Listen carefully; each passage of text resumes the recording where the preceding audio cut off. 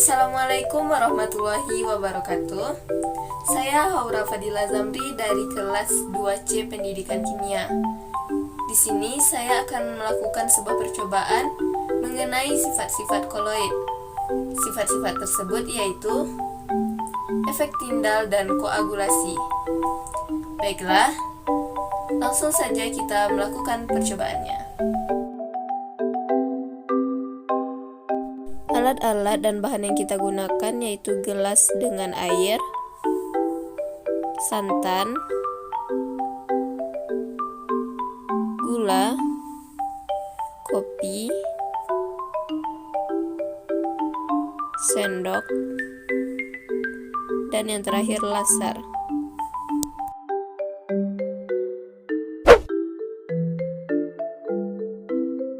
Yang pertama, kita siapkan gelas yang berisi air dan gula.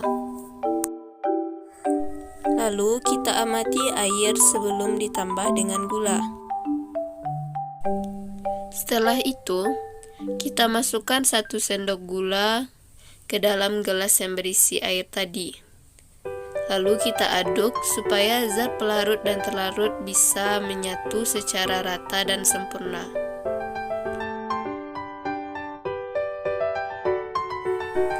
Nah, setelah itu baru kita amati apa yang terjadi apabila diberi sinar laser.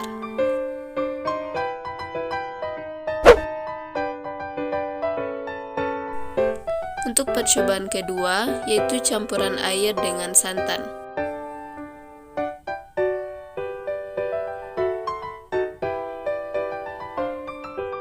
Pertama, kita masukkan 1 sendok santan ke dalam air. Lalu kita aduk supaya santan dan air bisa menyatu. Lalu kita beri cahaya dan kita amati apa yang terjadi.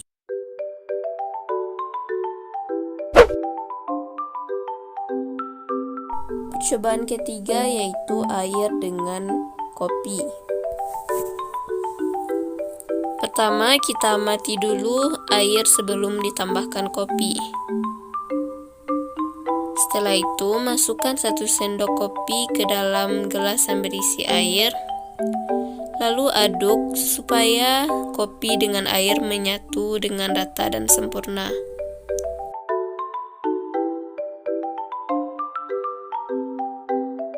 Nah, baru kita amati bagaimana cahaya apabila diarahkan ke air yang dicampur dengan kopi tadi.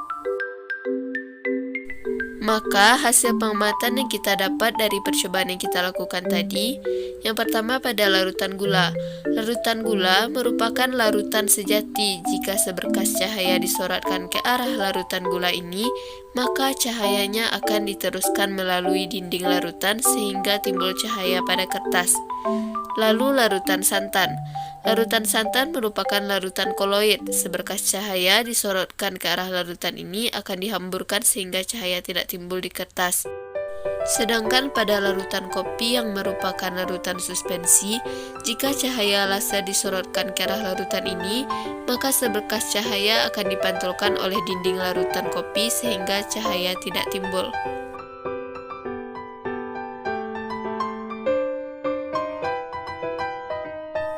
Adapun bahan-bahannya yaitu gelas, jeruk nipis, santan, dan sendok.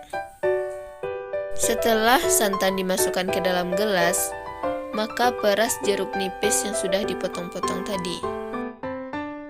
Nah, bisa kita lihat kan, setelah ditambahkan jeruk nipis, santan yang di dalam gelas terlihat menggumpal, atau inilah yang disebut dengan koagulasi.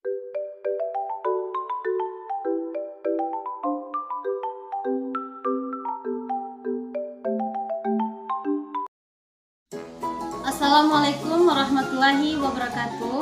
Perkenalkan, nama saya Hensi Lestari dengan NIM 12010723590, jurusan Pendidikan Kimia, kelas 2C, Universitas Islam Negeri Sultan Syarif Kasim Riau. Dengan ini saya akan mencoba melakukan praktikum, yaitu koloid pelindung dengan bahan-bahan yang sederhana. Sebelumnya, saya akan menjelaskan apa itu koloid pelindung.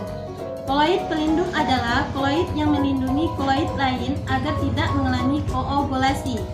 Koloid pelindung membentuk suatu lapisan yang dikelilingi oleh partikel sehingga melindungi muatan koloid yang lain. Tujuan praktikum kali ini yaitu untuk mengetahui cara kerja koloid pelindung dan larutan.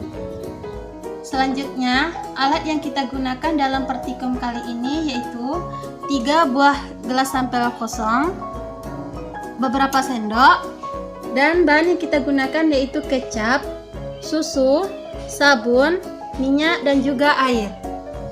Langkah selanjutnya, pertama tuangkan air ke dalam gelas sampel dengan sama rata. Yang kedua, tuangkan minyak ke dalam 3 gelas sampel dengan sama rata.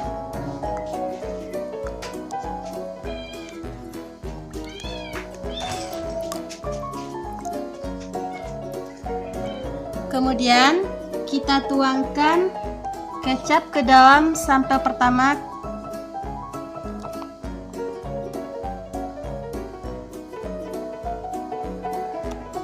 Aduk hingga rata.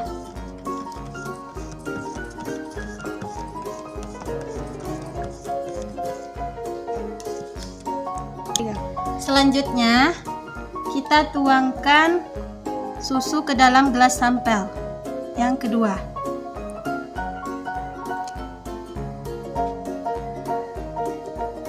Aduk hingga rata.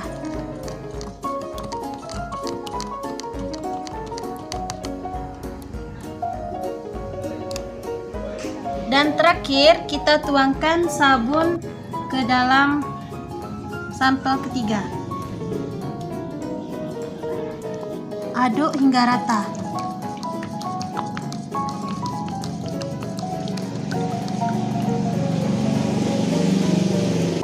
Setelah semua alat dan bahan kita campurkan ke dalam ketiga sampel tadi, maka dapat kita simpulkan yaitu pada sampel pertama minyak dan kecap tidak dapat menyatu. Begitu juga dengan sampel yang kedua, susu dan minyak tidak dapat menyatu. Dan sampel ketiga membuktikan bahwa susu dan minyak dapat menyatu. Karena sabun adalah emulgator yang mengandung koloid liofil dan koloid liofak. Assalamualaikum warahmatullahi wabarakatuh. Baiklah, pada kesempatan kali ini saya Gina Alfitria akan membuat sebuah praktikum dengan menggunakan bahan-bahan yang sederhana yang tentunya ada di sekitar kita. Nah, pada kali ini saya akan membuat koloid pada agar-agar. Adapun bahan yang kita perlukan untuk membuat agar-agar, yang pertama ada gula, yang kedua ada tepung agar-agar, yang ketiga kita memerlukan pewarna makanan, dan yang keempat kita memerlukan air. Adapun untuk alatnya kita memerlukan sebuah panci, sendok, dan cetakan. Adapun untuk caranya, yang pertama kita masukkan air ke dalam panci.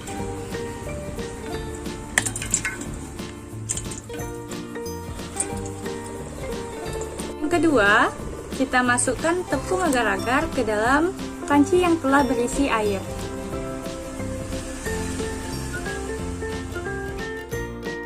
Langkah selanjutnya, kita masukkan gula sesuai selera ke dalam panci. Langkah selanjutnya, kita masukkan pewarna makanan beberapa tetes ke dalam panci.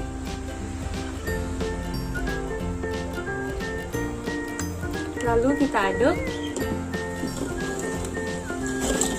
Alasannya mengapa saya memakai pewarna makanan, karena tadi kita memakai tepung agar-agar yang berwarna putih. Langkah selanjutnya kita masak sampai mendidih. A few minutes later. Setelah mendidih seperti ini, lalu kita matikan kompornya dan angkat pancinya. Selanjutnya kita masukkan agar-agar ke dalam cetakan.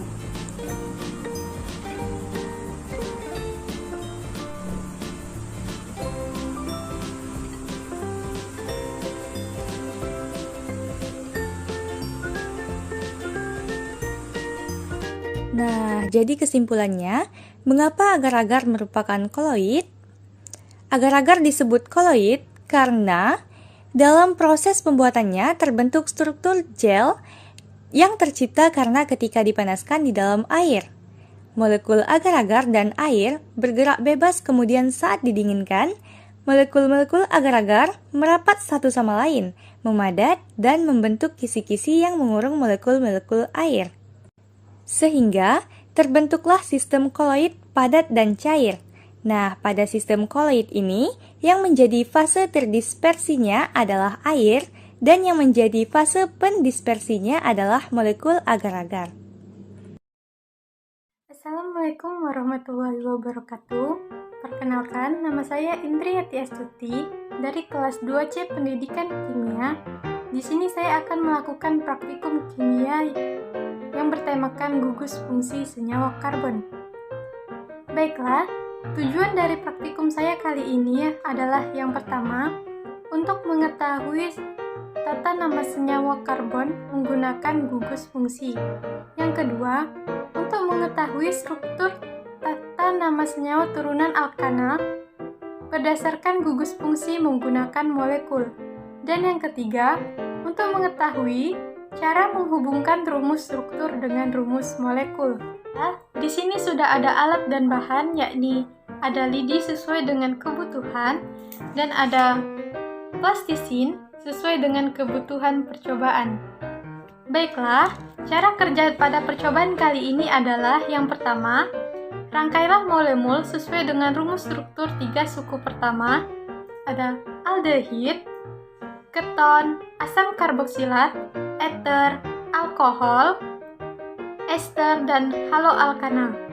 Dan pilihlah 4 gugus fungsinya dari alkohol, aldehid, eter, keton, asam karboksilat, ester, haloalkana, sehingga didapat 12 struktur molekul senyawa karbon.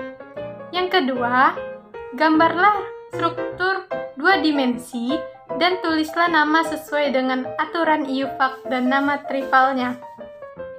Yang pertama yakni alkohol CH4O. Mari kita rangkai.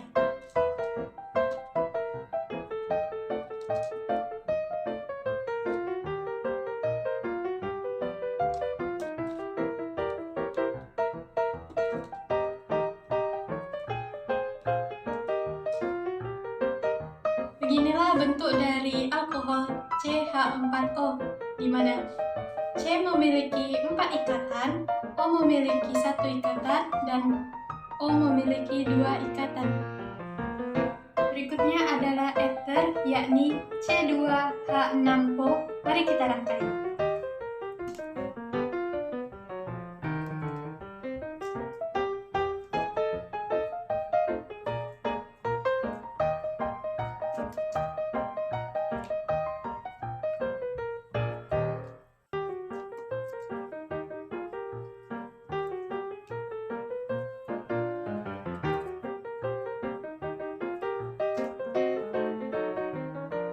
Bentuk dari C2H6O eter. Selanjutnya yaitu aldehid C2H4O. Mari kita rangkai.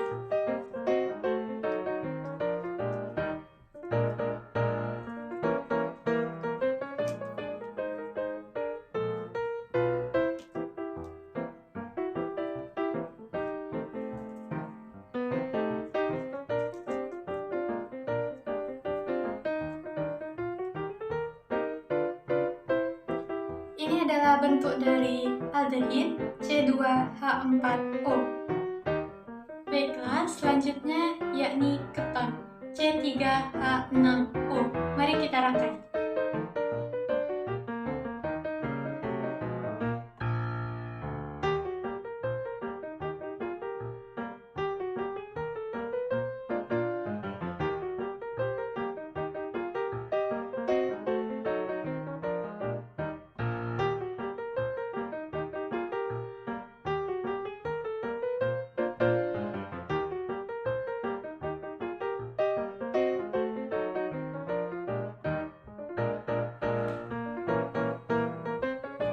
Baiklah, ini bentuk dari keton C3H6O. Baiklah, hasil yang saya dapat dari keempat langkah tadi sebagai berikut.